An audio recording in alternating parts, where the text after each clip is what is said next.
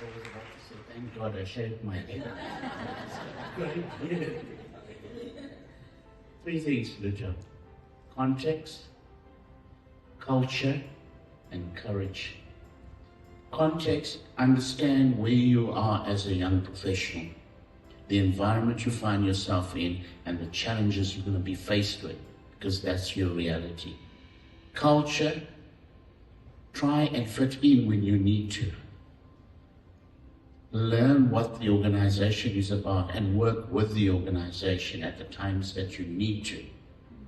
Courage: to make sure that you are able to even change the trajectory and be brave enough to stand by your convictions to make a difference in that environment where you are. Thanks.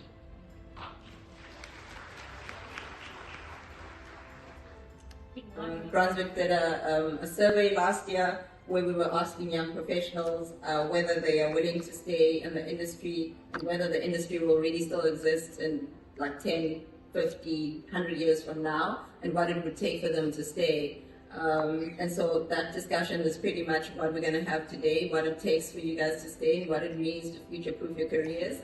And we're trying to make it as practical as possible so that you actually have some skills and some tools to take to the workplace and back to your studies as you move forward.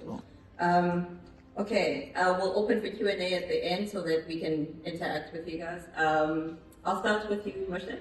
My first question is really on, you work a lot with mining houses, and so you know what their preoccupations are with young professionals in the workplace. Tell us a little bit more about that.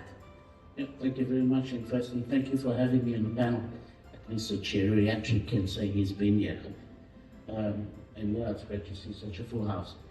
Coming to your question, Lucha, in terms of, what keeps us awake at night when it comes to bringing on young professionals into our organization, I'd probably turn around and say, top of mind in terms of that, and believe it or not, it's not necessarily a technical qualification. You'll hear people using the phrase, we employ the attitude and then we grow the skill. And I think hence on that basis, you've got to have the right demeanor, the right attitude. Further to that, that's what I call power skills. Because we know we're getting graduates who are technically competent, they've graduated out of institutions, they have various qualifications.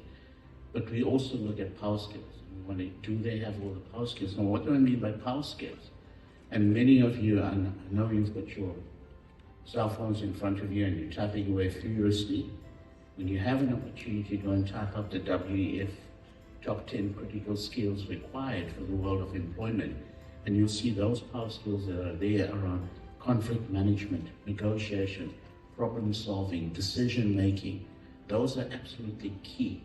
And what we find in the industry is sometimes that gap needs to be bridged as well, because we require those things to be done.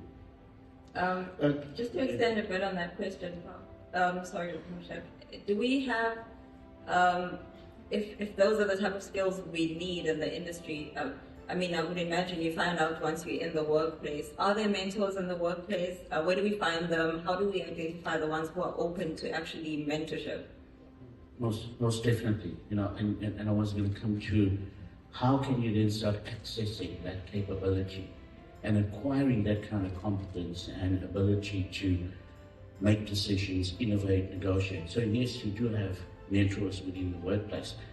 And what I'm finding is, they talk about the early bird catches the worm, and I'm not calling any youngsters birds, I'm not calling your mentor a worm. What I'm trying to say is, get active, get out there, get in the face of those leaders, because there are quite a few of them who are willing to give off time and to do that and to mentor and to coach.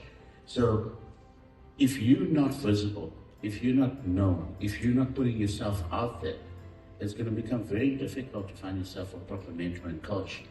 And of course, you know exactly in terms of where you want to go to, how you're going to approach that aspect of finding a mentor and a coach within the workplace.